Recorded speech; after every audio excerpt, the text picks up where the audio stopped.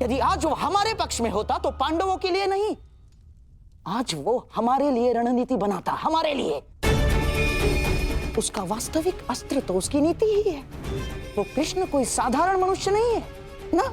अरे महामायावी है वो, महामायावी। वो समय को अपने मुताबिक चलाना जानता है, और इतना ही नहीं, वो अपने पक्ष के अनुसार परिस्थितियां भी बदल देता है। समझ गए? इसीलिए हम आरंभ से चाहते थे कि पांडवों से कैसे अलग कर दिया जाए उस छलिए को, परंतु तुमने इतना बड़ा अवसर गवा दिया। क्या किया ये है? क्या कर दिया ये तुमने? अरे समझ में नहीं आता है मुझे, क्यों सब उस कृष्ण से इतना भयभीत हैं? क्यों? कुछ नहीं बिगाड़ पाएगा वो। अब तो उसकी सेना भी मेरे अधीन है। कुछ नहीं बिगाड़ पाएगा वो। देखो दुर्योधन, अब इस बात पर वाद विवाद करके समय व्यर्थ करने से कोई लाभ नहीं। जो हानि होनी थी वो तो हो चुकी। अब इस हानि की भरपाई करने का समय आ गया है। उचित कहा आर्य। अब चाहे जो हो जाए, कौरवों की पराजय निश्चित है, क्योंकि ये धर्म युद्ध है। विजय धर्म की ही होगी, और वासुदेव के हमारे पक्ष में आने के साथ साथ न्याय और धर्म भी हमारे पक्ष में है। विजय हमारी होगी। न्यायानाम अधिकाराणाम। ये महाभारत भारत का नव निर्माण करेगा।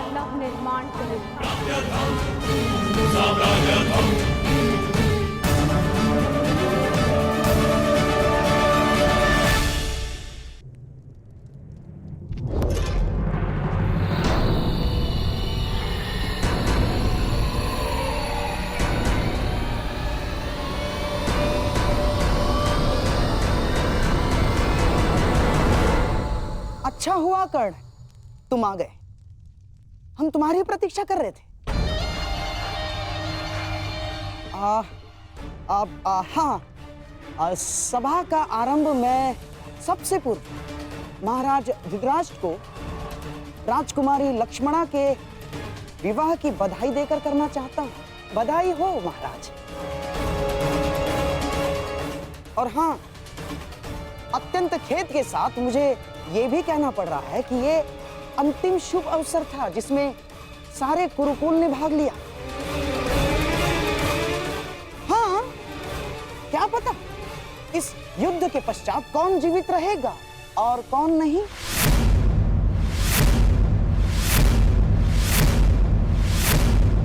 स्पष्ट रूप से कहिए गंधाराज, आपका तात्पर्य क्या है? अब से पूर्व तो आपने इस प्रकार के विचार कभी प्रकट नहीं किए, और अब जब दुर्योधन ने कृष्ण को ना चुनकर नारायणी सेना को चुना है, तो अब इस प्रकार के विचार क्यों? आपका प्रश्न उचित है महामहिम, परंतु यदि मैं अपनी भूल स्वीकार भी करता हूं, तो क्या वो भूल मैं सुधार सकता हूं? कर्ण, तुम्हारा इस विषय में क्या कहना है? मेरा मानना है कि हमें वार्तालाप में समय व्यर्थ नहीं करना चाहिए। हमें अपनी सेना को प्रशिक्षण देकर उन्हें और शक्तिशाली बनाना होगा। अपनी सेना में अधिक से अधिक महान योद्धाओं को एकत्रित करना होगा। मेरा एक और मानना है कि हमें युद्ध के लिए तत्पर रहना चाहिए।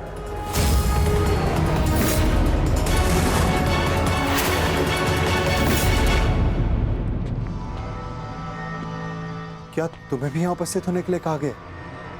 हाँ भ्राताश्री, मुझे प्रहरी ने निद्रा से उठाकर संदेश दिया कि हमें शीघ्र ही यहाँ उपस्थित होना है। परंतु क्यों और किसके आदेश पे? ये आदेश मैंने दिया है।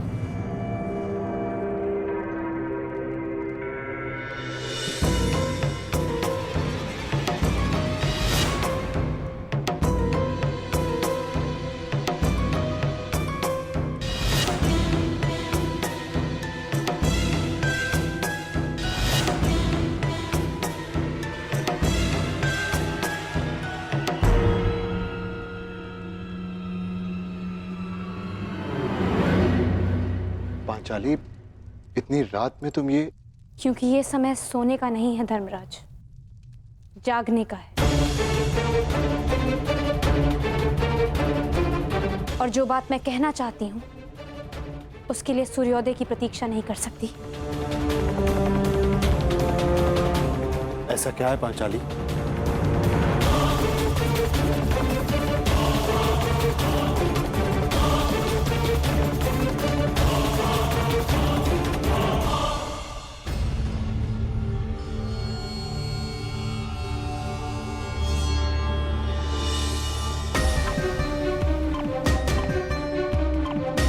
पांचाली, ये तिथि कैसी?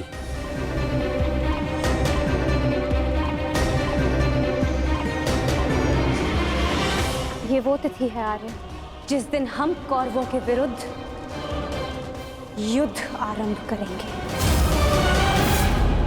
यदि ये युद्ध हुआ तो कितने योद्धा और कितने सैनिक मारे जाएंगे? महाराज, इस तथ्य से सभा में उपस्थित सभी मनुष्य अवगत हैं। हाँ, ये भी तो हो सकता है कि हम में से किसी को युद्ध में जाने की आवश्यकता ना पड़े।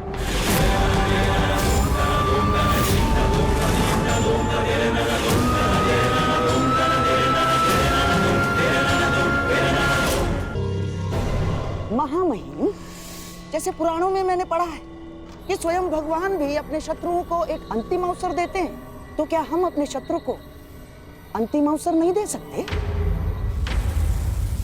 दे सकते हैं ना महामहिम? गांधार राज,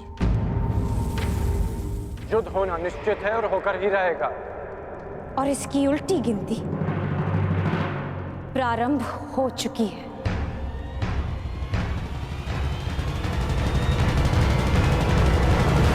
मैं तुम्हारे विचारों से सहमत नहीं हूं। जितना असहमत मैं गंधार नरेश की सोच से हूं, उतना ही असहमत मैं इस निष्कर्ष से हूं। हर परिस्थिति में संधि युद्ध से श्रेष्ठ होती है। हमें पांडवों से संधि वार्ता कर लेनी चाहिए। युद्ध अभी प्रारंभ नहीं हुआ है महाराज, हम इसे रोकने का प्रयास कर रहे हैं। हमें पांडवों से शांति वार्ता करनी चाहिए।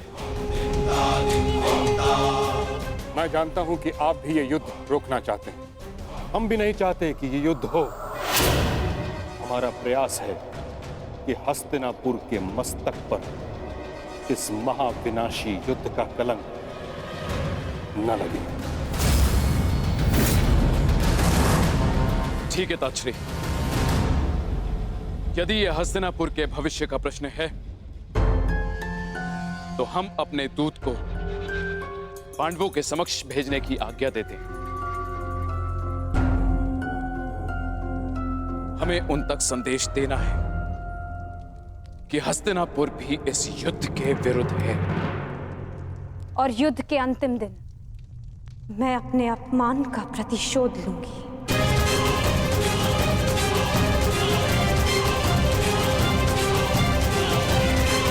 जिस दिन दुर्योधन का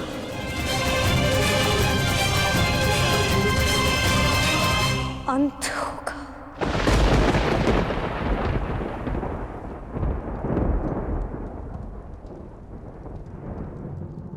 महाराज, ऐसे ये मेरा अंतिम निर्णय है कर्ण। हमें अपनी ओर से एक प्रतिनिधि चुनना होगा। क्या आपके मस्तिष्क में कोई नाम है महाराज? संजय।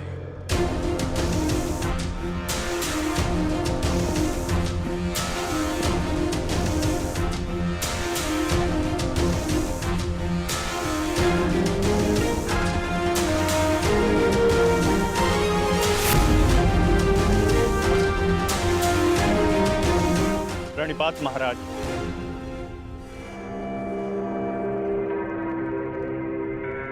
मुझे भी संजय के साथ जाने की आज्ञा दीजिए महाराज। नहीं कर्ण, यह एक अत्यंत संवेदनशील प्रकरण है। हमें योद्धा नहीं नीति परख मनुष्य चाहिए।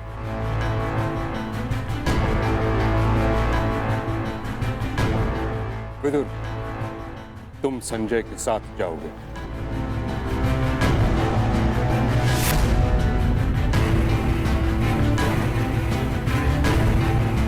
तो ठीक है, विदुर और संजय दोनों हस्तिनापुर की ओर से शांति प्रस्ताव लेकर जाएंगे। ये एक पारिवारिक प्रकरण है और हम नहीं चाहते कि परिजन ही परिजनों का रक्त बहाए। उचित है पांचाली,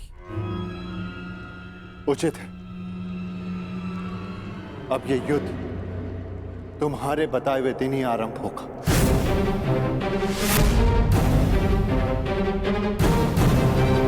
और इसका संदेश हम कौरवों तक पहुंचा देंगे।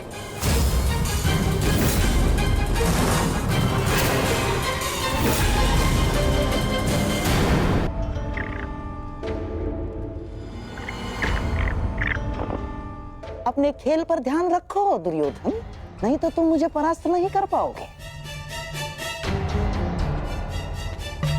क्षमा कीजिए महाश्री, आपके इस अवसर में आपके जितना कौशल नहीं है मेरा, और खेल में मेरा ध्यान नहीं लग रहा है, क्योंकि मुझे समझ में ही नहीं आ रहा है कि आपने ऐसा किया क्यों। मैं पांडवों के समक्ष प्रस्ताव ले जाने के विरुद्ध था, आपने मुझे बाध्य किया। क्यों? आप पांडवों का विनाश नहीं चाहते? आप बदल गए हैं क्या? क्यों आपने पिताश्री को शांति प्रस्ताव ले जाने के लिए मनाया?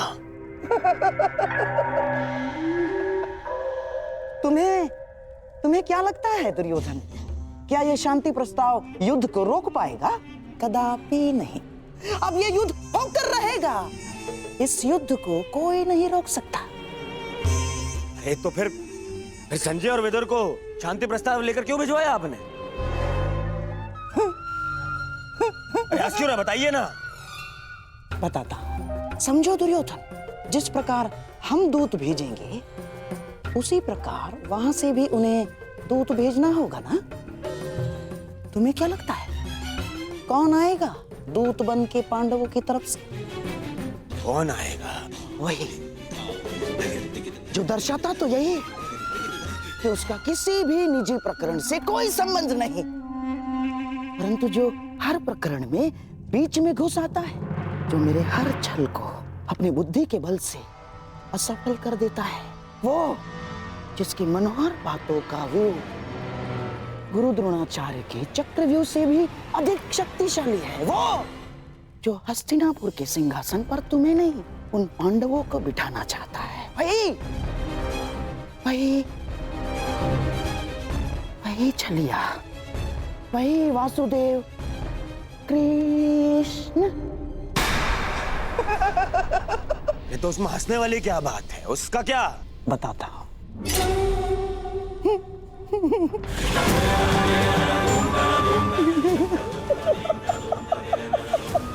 चलिए।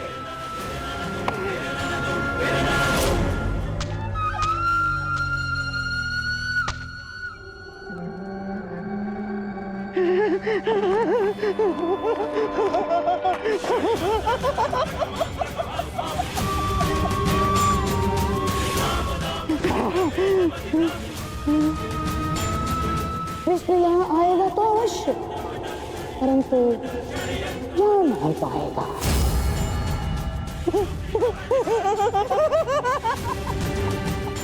जा नहीं पाएगा।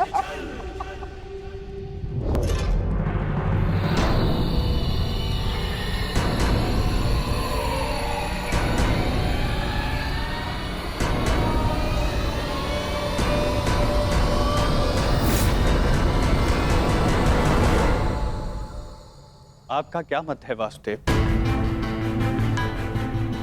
मैं इस प्रकरण में सम्मिलित ही नहीं हूं संजय महोदय, इसलिए इसका निर्णय भी युधिष्ठिर और दुर्योधन पर निर्भर करता है। परंतु मेरा यह कर्तव्य है कि मैं आप लोगों के विचारों को जानूं, क्योंकि शांति प्रस्ताव के लिए आप सबके समक्ष मुझे भेजा गया है, और मैं ये आशा करता हूं कि धर्मराज भी शांतिपूर्वक इस प्रस्ताव पर विचार करेंगे। वो तो इस पर निर्भर करता है कि आपके युवराज का क्या विचार है। मैं केवल महाराज धृतराष्ट्र का संदेश लेकर आया हूं वासुदेव। युवराज दुर्योधन के विचार मैं नहीं जानता, क्योंकि मेरे पास दिव्य दृष्टि नहीं है।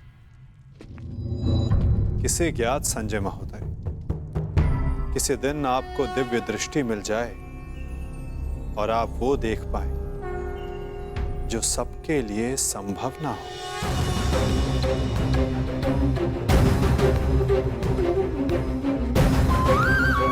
धर्मराज, आपके समक्ष हस्तिनापुर से शांति प्रस्ताव आया है। क्या विचार है आपका?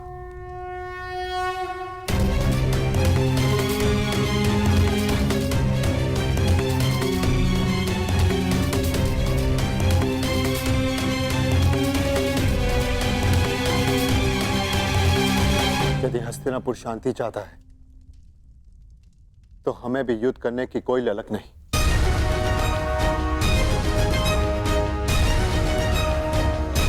जब पितामह ने पहल की तो उनके निर्णय का मैं सम्मान करूंगा, परंतु ये युद्ध केवल मेरा नहीं, मेरे अनुजों का भी है और पांचाली का भी। इसलिए उनका मत जानना भी अत्यंत आवश्यक है। हमें ज्ञात है कि अवश्य ही तुम सबके हित की सोचोगे युधिष्ठिर, इसलिए हम सबको सबसे अधिक आशा तुमसे ही है। मुझे विश्वास है प्रतिकार और प्रतिघात के स्थान पर तुम शांति को महत्व दो। जहां तक शेष पांडवों का प्रश्न है, मुझे विश्वास है कि ये सब तुम्हारे निर्णय का सम्मान करेंगे।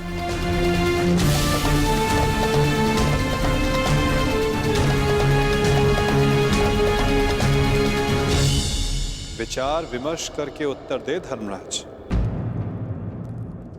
क्या निर्णय होगा आपका?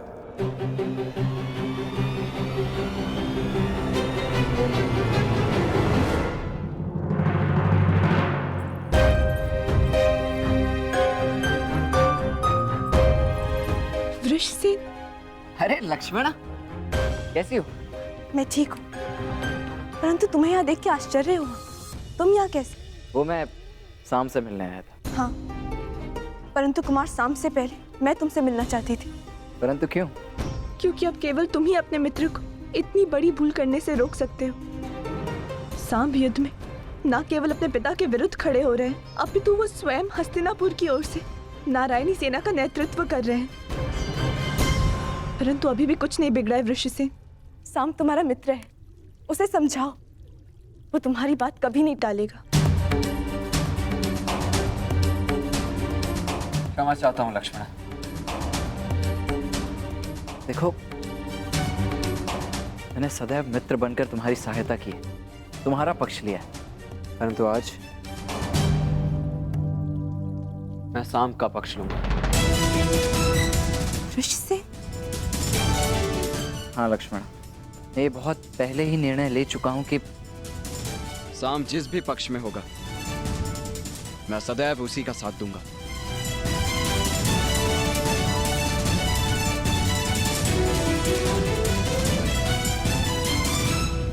परंतु तुम्हें चिंता करने की आवश्यकता नहीं है लक्ष्मण। मेरे जीते जी सांब को कुछ नहीं होगा, विश्वास करो मेरा। पक्ष जो भी हो, हानि तो मेरे परिवार को पहुंच रही है ना वृषसेन। तुम ही बताओ मुझे, प्रभु से मैं किस पक्ष के लिए प्रार्थना करूं? दोनों ही पक्षों में मेरा ही परिवार लड़ रहा है। मैं क्या करूं वृषसेन? तुम्हारे इस प्रश्न का उत्तर मेरे पास नहीं है लक्ष्मण। मैं तो ये भी नहीं कह सकता कि मैं तुम्हारी इस असमंजस से भरी परिस्थिति को समझ सकता हूँ। तुम इस युद्ध में भाग क्यों ले रहे हो वृषसेन? तुम्हारा तो पांडवों से कोई संबंध नहीं है, तो तुम अपने पिता के साथ इस युद्ध में क्यों भाग ले रहे हो? केवल इसीलिए लक्ष्मणा, क्योंकि सांब कौरवों के पक्ष में, और इससे अधिक मेरे लिए कुछ महत्वपूर्ण नहीं। वृषसेन, तुम्हें भान है तुम कितनी बड़ी भूल कर रहे हो। नहीं भान है तुम्हें। यदि भान होता तो इस युद्ध में भाग लेने के बजाय उसे रोकने का प्रयत्न कर रहे होते। तो मैं तुम्हारे समक्ष बहुत सी उम्मीदें लेकर आई थी वृषसेन, परंतु प्रतीत होता है कि मेरी भूल थी। अपना ख्याल रखना वृषसेन।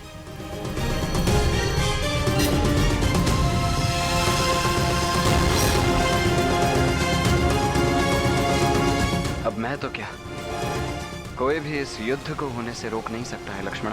मरण है पांचाली, परंतु इस महायुद्ध में केवल महाविनाश होगा। दोषियों को दंड अवश्य मिलेगा, परंतु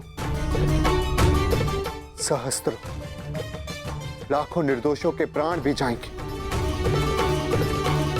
न जाने कितने परिवार बिखर जाएंगे पांचाली, कितने परिवार। और न्याय का क्या धर्मराज? ये युद्ध न्याय का है और आपकी ली हुई प्रतिज्ञा का क्या? अरे भीम, मैं कुछ नहीं भूला हूं पांचाली, ना ही तुम्हारे अपमान को, ना ही मेरी प्रतिज्ञा को। और जहां तक बात है इस शांति प्रस्ताव की, तो मैं इससे बिल्कुल सहमत नहीं। परंतु पांचाली, हम सब तुम्हारा मत जानना चाहते हैं, क्योंकि यह प्रस्ताव स्वयं पितामह और महाराज के द्वारा भेजा गया है और इसे ऐसे ही ठुकराया भी नहीं जा सकता। आप भूल रहे हैं वृकोदर, उस सभा में श्रद्धेय पितामह और महाराज धृतराष्ट्र भी उपस्थित थे और वो भी मेरा अपमान होने से नहीं रोक पाए थे। मुझे लगा था कि वनवास पूर्ण होने के पश्चात हम सबके जीवन का एक ही उद्देश्य है, कौरवों का विनाश।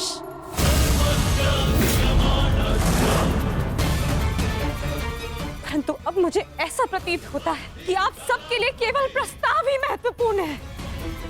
एक प्रस्ताव पर आपने अपना सब कुछ खो दिया और आज एक दूसरे प्रस्ताव में आप सब कुछ भुला दिया जो हमने खोया था। क्या एक शांति प्रस्ताव कौरवों के दिए गए वर्षों पुराने घावों को भर सकता है?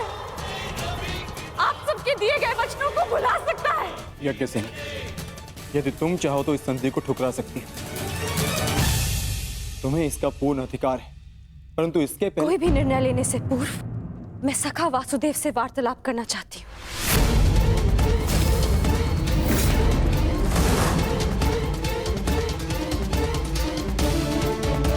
क्या हुआ? सखा कहाँ है? वो हस्तिनापुर के लिए प्रस्थान कर रहे हैं। परंतु क्यों? परंतु क्यों? पांडवों की ओर से शांति दूत बनकर।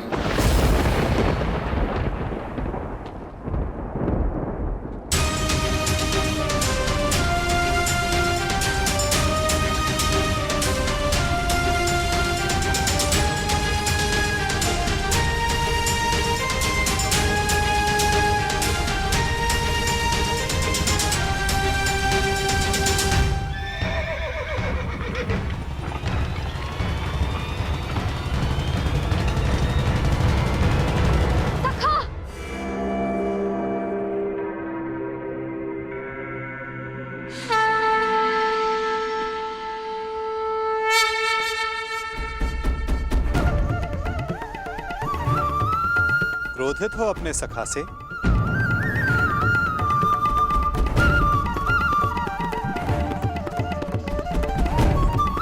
सखा से?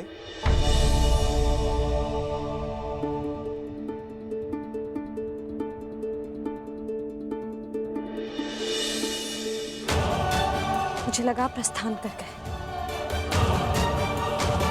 भला अपनी सखी से मिले बिना मैं प्रस्थान करने की सोच भी कैसे सकता हूं? जानता हूं तुम्हारे मन में बहुत प्रश्न तुम्हें व्याकुल कर रहे हैं। जो कुछ भी तुम्हारे हृदय में है कह सकती हो। मैं वचन देता हूं तुम्हारे हर प्रश्न का उत्तर देगा ये सखा। ठीक है, तो बताइए कहां जा रहे थे आप? हस्तिनापुर? पांडवों के शांति दूत बनकर अपनी सखी का अपमान भूल गए। अब सखा, अपमान करने वालों के समक्ष संधि का प्रस्ताव लेकर जा रहे हैं आप। मुझे आपसे ये आशा नहीं थी सखा। आप उन दोषियों से गले मिलने को तत्पर हो गए जिन्होंने मेरे... क्या यही आपका न्याय है सखा कि आप मेरा मत जाने बिना ही जा रहे थे?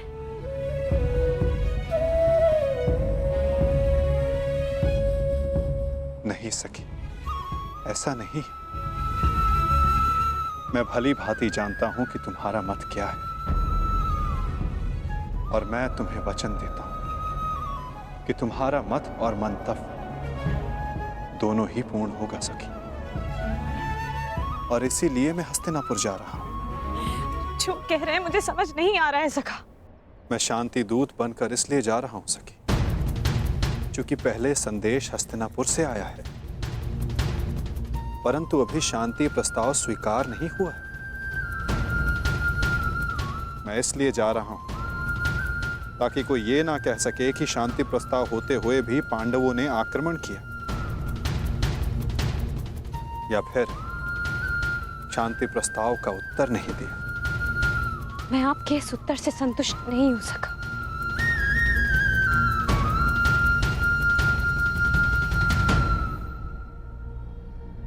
सखी, मैंने तुम्हें यह कहा था कि मैं तुम्हारे प्रश्नों का उत्तर दूंगा, परंतु संतुष्ट होना या ना होना ये तुम पर निर्भर करता है सखी। अब मुझे हस्तिनापुर जाने की आज्ञा दो।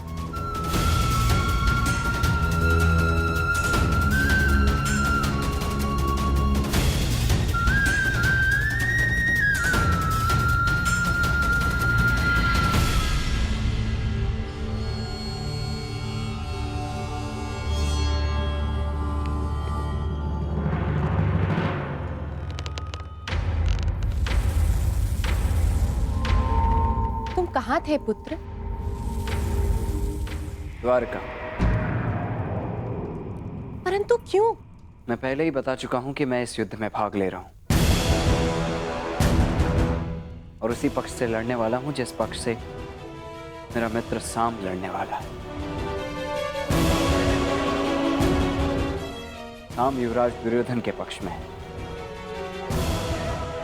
और इसीलिए मैं भी वही हूं। मौन क्यों है? समझाइए, इसे रोकिए। अपने पति को अपने आराध्य वासुदेव के विरुद्ध खड़ा देखना क्या कम था, जो अब मेरा पुत्र भी उनके विरुद्ध खड़ा होगा? नहीं, मैं तुम्हें इस युद्ध में भाग नहीं लेने दूंगी। कुछ नहीं होने दूंगी तुम्हें।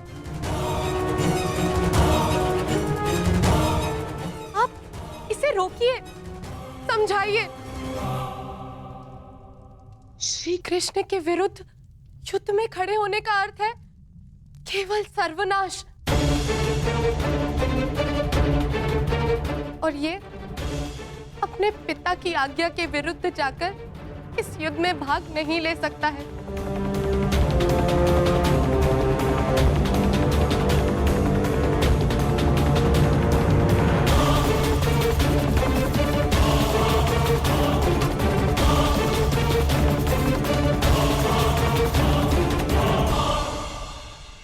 जब तुमने मुझ पर बाण छोड़ा तो तुमने मेरे सीने को लक्ष्य बनाया था,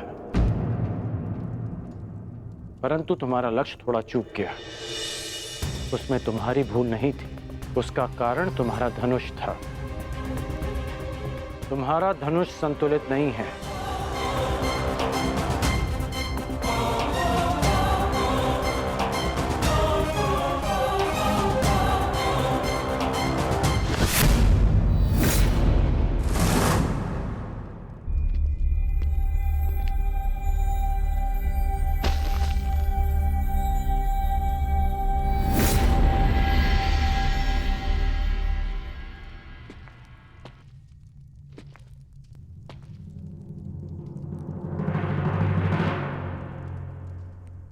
ये बिल्कुल संतुलित धनुष है, जिसे मैंने अपने हाथों से बनाया है।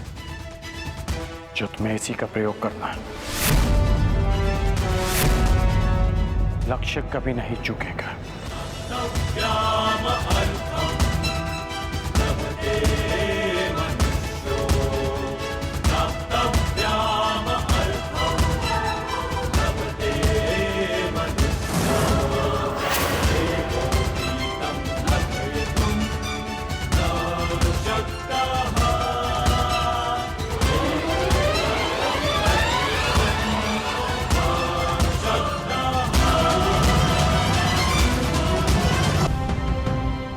मैं हस्तिनापुर की ओर प्रस्थान कर रहा हूं।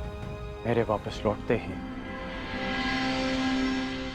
तुम्हारा प्रशिक्षण प्रारंभ हो जाएगा।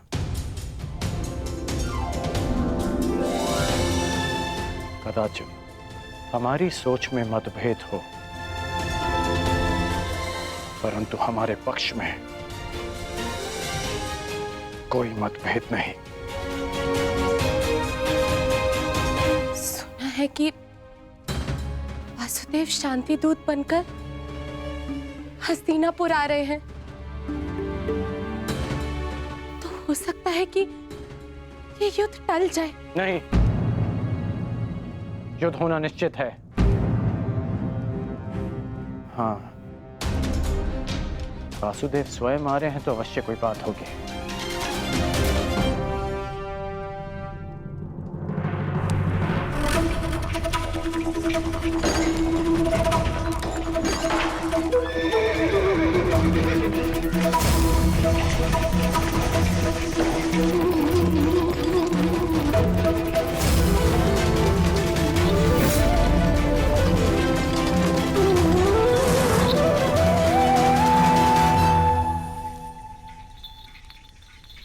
देख रहे हो दुर्योधन, ये कोई साधारण धातु नहीं है, बहुत विशेष धातु है ये, जिसका आविष्कार असुरों ने किया था देवों को बांधने के लिए।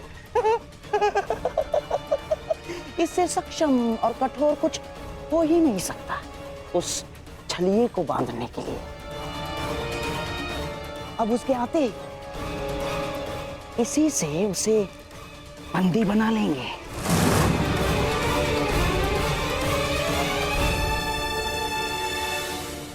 बहुत अच्छे मामा श्री, सबसे कठोर धातु की श्रृंखला। हाँ?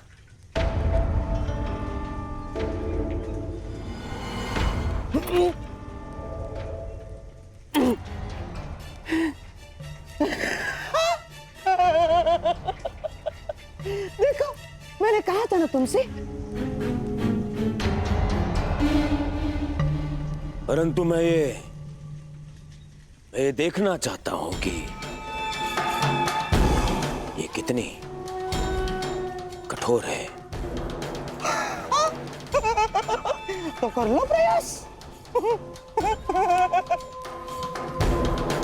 दासों, मामा श्री को इसमें बांध दो। ये क्या कह रहे हो तुम?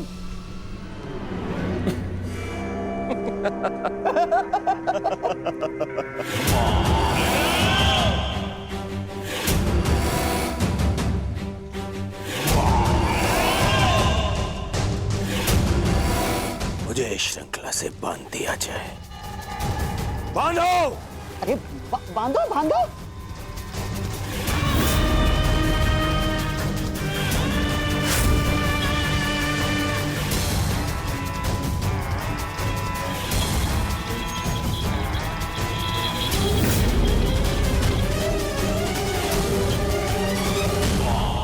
अब देखते हैं ये श्रृंखला कितनी सक्षम है।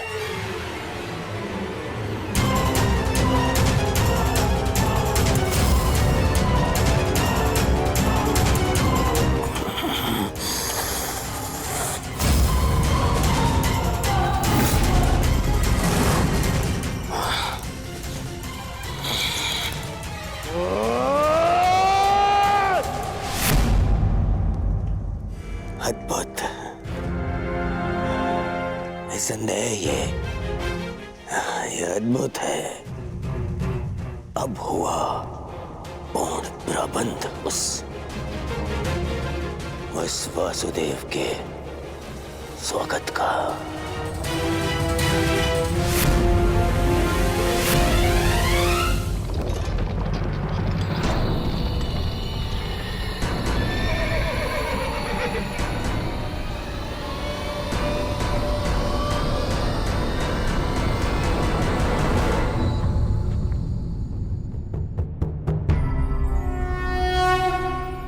देख रहे हो दुर्योधन, ये वही छलिया कृष्ण है जो अपने चाल में, अपने छल में सबको फंसाता रहता है।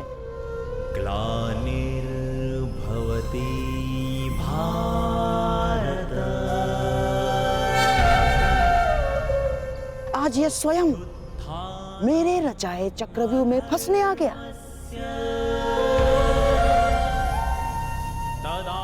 इसे ज्ञात नहीं है कि आज ये इस प्रासाद से बाहर निकल ही नहीं पाएगा।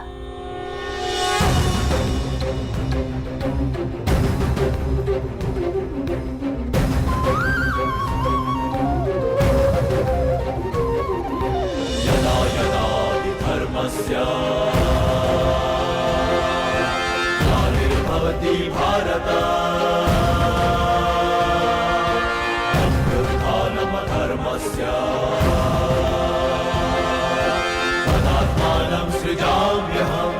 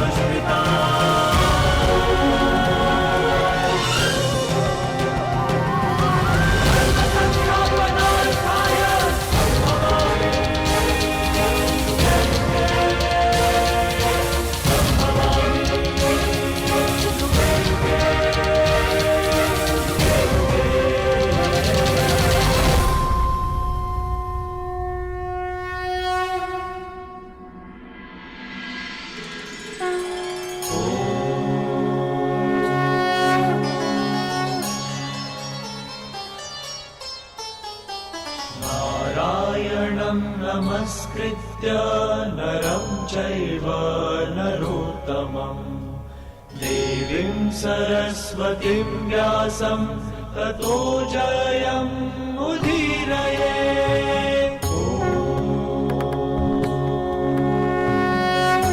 प्रणिपात हस्तिनापुर नरेश।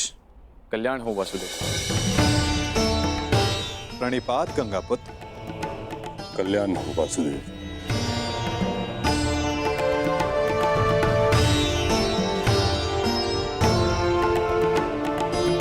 प्रणिपात समधि श्री।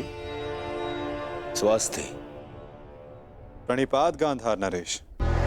प्रणिपात मुरली मनोहर, आपका स्वागत है हस्तिनापुर में। प्रणिपात वासुदेव, मैं समस्त हस्तिनापुर की ओर से आपका आभारी हूं कि आपने शांति प्रस्ताव को एक अवसर दिया और हस्तिनापुर आए।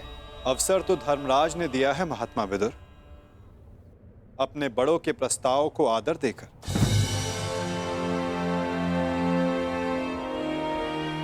मैं तो बस उनका संदेश यहां लाया हूं। वासुदेव, संदेश अपने स्थान पर है। मुझे तो आपको हस्तिनापुर में देखकर ही प्रसन्नता हो रही है। मुझे ज्ञात है युवराज, और आशा भी कि आपने मेरे स्वागत की सारी तैयारियां पूर्ण कर ली होगी।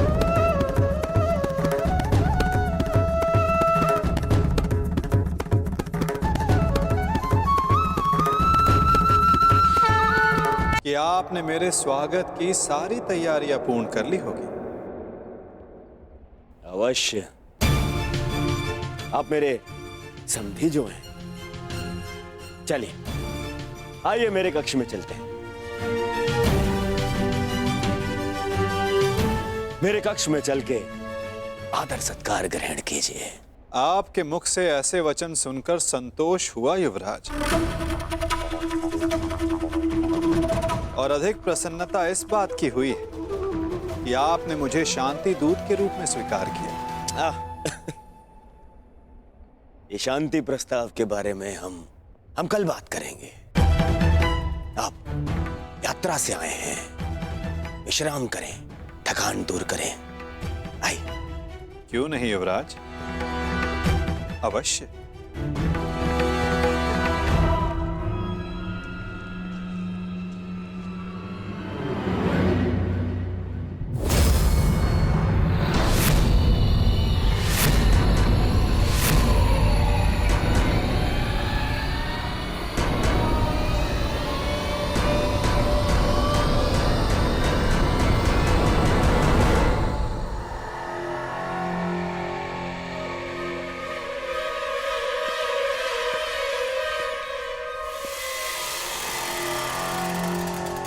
क्या हुआ वासुदेव, आप ठहर क्यों गए? मैं आपके सत्कार भाव का सम्मान करता हूं युवराज, परंतु मैं शांति दूत हूं, शरणागत नहीं। और वैसे भी पांडवों ने मुझे अपने पक्ष में चुना।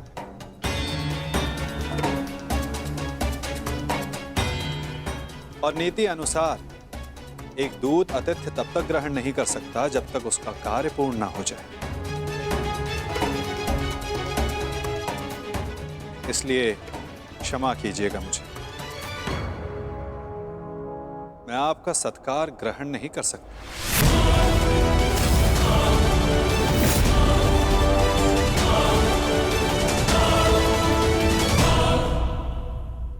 परंतु फिर आप कहां ठहरेंगे? आप उसकी चिंता ना करें युवराज, मेरे पास अपनी व्यवस्थाएं हैं। आइए भी ना वासुदेव, आप हमारे यहाँ पधारे, हम धन्य हुए। हमारे यहाँ आकर हमें कृतार्थ करें। हमने आपकी ऐसी व्यवस्था की है वासुदेव कि आप हस्तिनापुर छोड़कर कहीं जाएंगे ही नहीं। ऐसा कुछ नहीं जो सदा रहे, और ऐसा कुछ नहीं जो सदा ना रहे। तो फिर मेरे यहाँ होने ना होने का क्या अर्थ रह जाता है गांधार नरेश?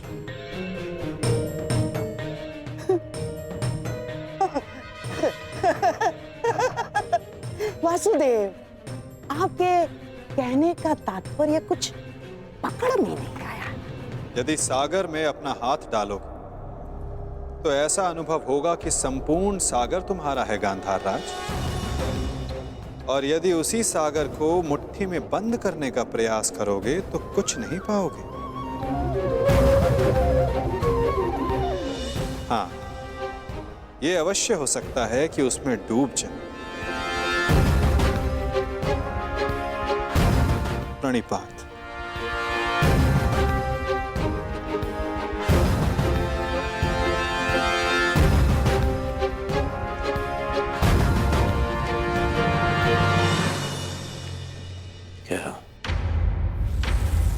क्या चल क्या रहा है इस चलिए के मन में?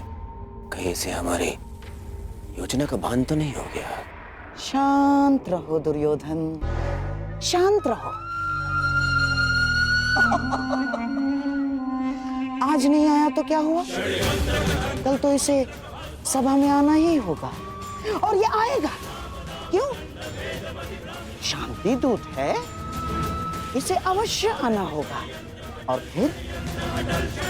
फिर हमारी योजना सफल। वासुदेव, आपका आतिथ्य बनने का सौभाग्य मिला, मेरे लिए सम्मान की बात है। आशा करता हूं ज्येष्ठ पांडु पुत्रों की ओर से कोई सकारात्मक संदेश लाए होंगे।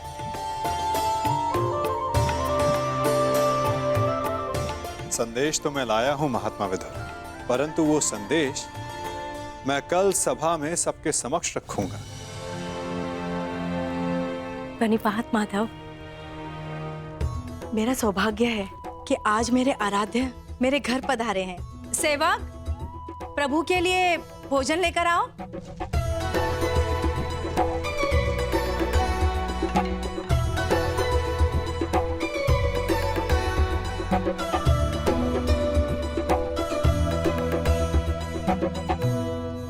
लगाइए प्रभु।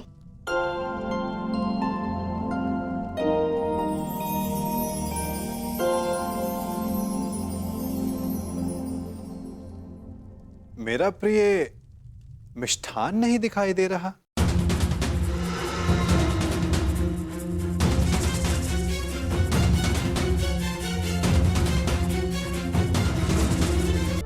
जानती हूँ आपको मिष्ठान बहुत प्रिय है वासुदेव, परंतु जब से कुलवधू का राजसभा में अपमान हुआ, हमने मिष्ठान त्याग दिया। हाँ वासुदेव, उसी दिन कुरुकुल के पतन का प्रारब्ध लिखा जा चुका था। जिसके कुल का नाश हो रहा हो वो विलाप करता, मिष्ठान कैसे खा सकता है। उसी दिन से हम ये साधारण भोजन ग्रहण करते हैं। ये विनाश एक नए आर्यव्रत को जन्म देगा महात्मा। जब अन्याय से न्याय के त्राण के लिए रणभेरी बजे तो वो अवसर शुभ ही होता है, और शुभ अवसर पर मिष्ठान आवश्यक है। और मैं यहां भोजन पर निमंत्रित हूं। अपना प्रिय मिष्ठान खाए बिना यहां से जाने वाला नहीं मैं।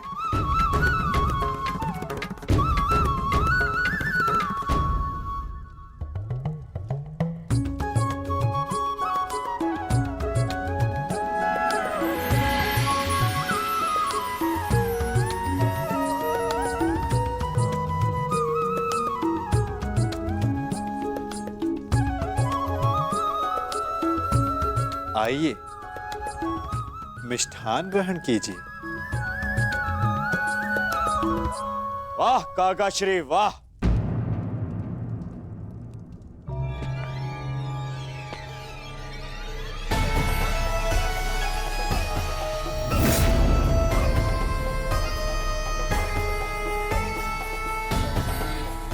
छप्पन भोग का आनंद लिया जा रहा है। आओ पुत्र दुर्योधन, तुम भी मिष्ठान ग्रहण करो।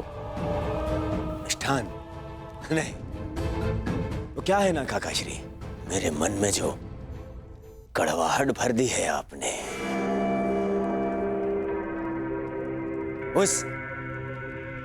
इस मिष्ठान की मिठास से मिट नहीं सकती है।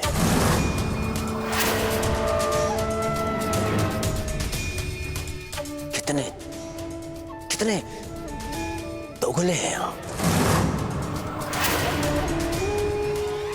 मन में कुछ और रखते हैं और आड़ी में कुछ और।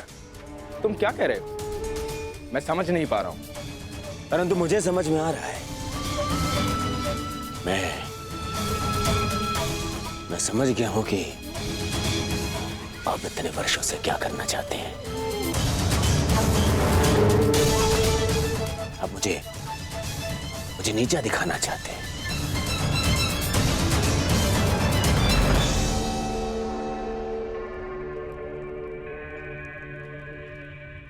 वासुदेव हस्तिनापुर आए।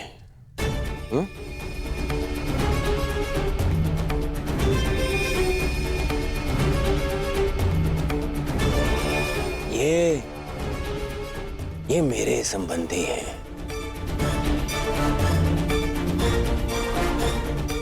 और इन्होंने अपनी सेना की शक्ति भी मुझे दी है, तो दोनों ही नाते से इनका सम्मान सत्कार करने का अधिकार पहले मेरा है।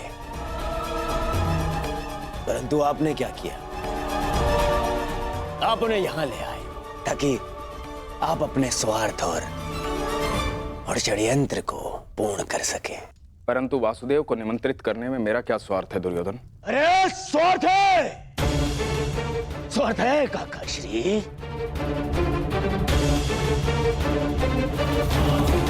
राजसभा में प्रस्थान से पूर्व आपने यहां इसलिए लाए ताकि आप अपने वो प्रिय पांडवों के पक्ष में इन्हें उकसा सके। स्वार्थ है।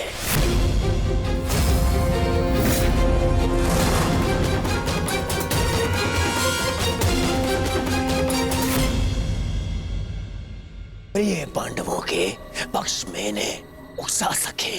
शांत रहो दुर्योधन। हस्तिनापुर के महामंत्री है ये, और एक महामंत्री के समक्ष तुम इस भांति बात नहीं कर सकते। मूर्खता मत करो। नहीं मामा श्री, नहीं, आज मुझे बोलने दीजिए। इन्होंने आज तक केवल पांडवों का साथ दिया और मेरा विरोध किया। दुर्योधन, अपनी वाणी पर संयम रखो। ये मत भूलो कि महात्मा विदुर न केवल तुम्हारे महामंत्री परंतु तुम्हारे काका श्री भी हैं।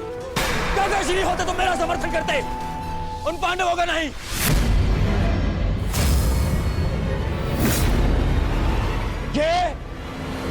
ये केवल एक कृतज्ञ षड्यंत्रकारी है और कुछ नहीं।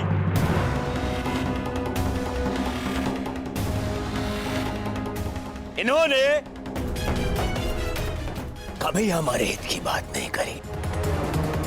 ना ये तब चाहते थे कि मेरे पिता राजा बने, और ना ये आप चाहते हैं कि मैं सिंहासन पर बैठूं।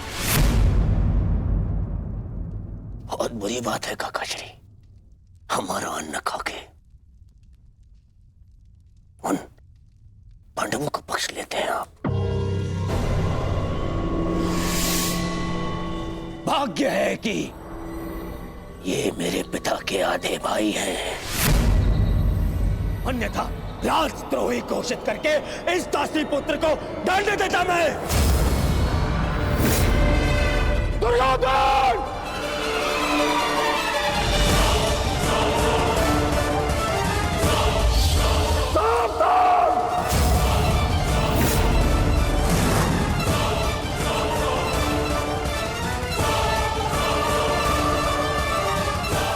क्या कर रहे हैं आर्य? आप तो शांत रहिए। बालक नहीं है ये, जो इसके हर अपराध को बालक समझकर क्षमा कर दूं। इसे स्मरण होना चाहिए कि मैंने शस्त्र शिक्षा तात श्री भीष्म से ली है। इसने मेरी निष्ठा पर प्रश्न किया। आज जिस प्रकार के शब्दों का प्रयोग इसने किया है, इसे हस्तिनापुर से निष्कासित कर देना चाहिए। निष्कासित तो मुझे आपको कर देना चाहिए। अपनी सीमा का उल्लंघन मत कर दुर्योधन।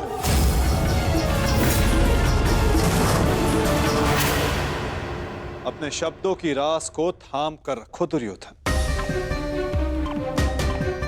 ये मत भूलो कि महात्मा विदुर हस्तिनापुर के महामंत्री और हस्तिनापुर के रणनीतिकार भी। इस समय तुम्हें उनके समर्थन, उनकी सहायता की अत्यधिक आवश्यकता है। बस! ऐसे सैकड़ों महामंत्री मेरे चरण धोते हैं। मुझे इस युद्ध को जीतने के लिए एक दासी पुत्र के समर्थन की आवश्यकता नहीं है। दुर्योधन!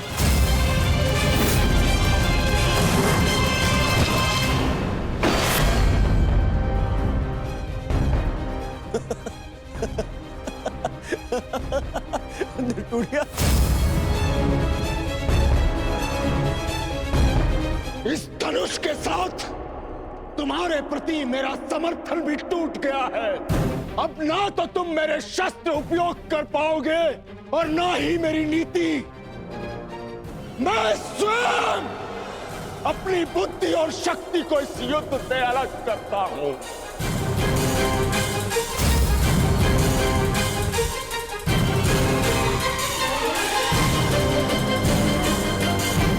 दुर्योधन, हंसना बंद करो ये हंसना।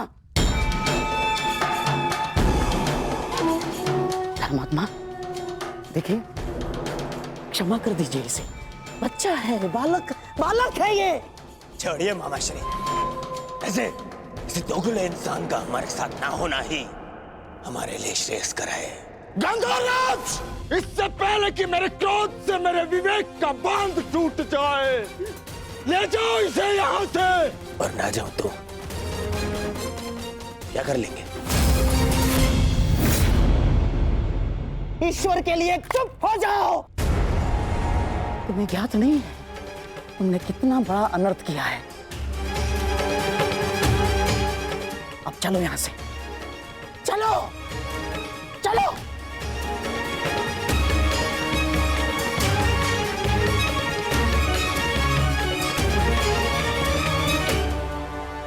धनुष ना टूटता तो मेरा बाण छूट जाता। मेरे भ्राता धृतराष्ट्र को पुत्रहानि होती। मैं आज भी यही कामना करता हूं कि यदि ये युद्ध हो तो मेरे भ्राता धृतराष्ट्र के पुत्र और मेरे ज्येष्ठ भ्राता पांडु के पुत्र सुरक्षित रहे।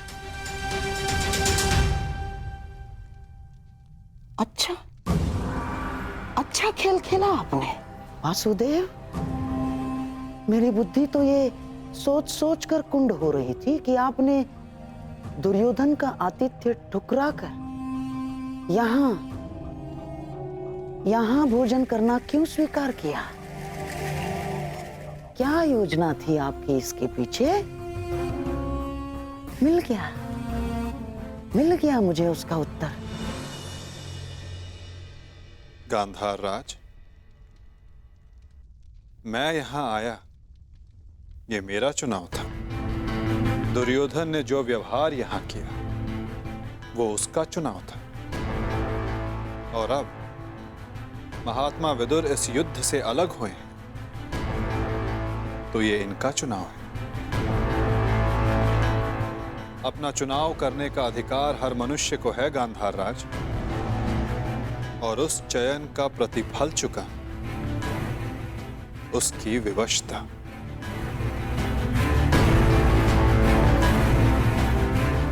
प्रणिपात।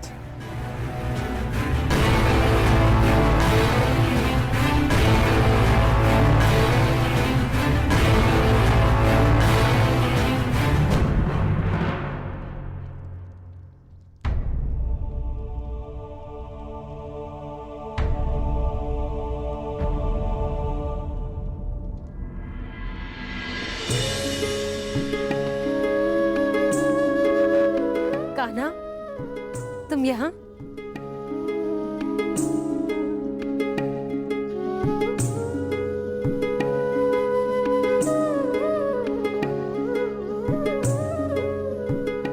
सोचा कि अपनी बुआ को बता दूं कि भूखे पेट शयन करने से बुरे स्वप्न आते हैं। मेरी निद्रा और भूख तो तभी उड़ गई थी जब युद्ध की घोषणा हुई थी कृष्ण।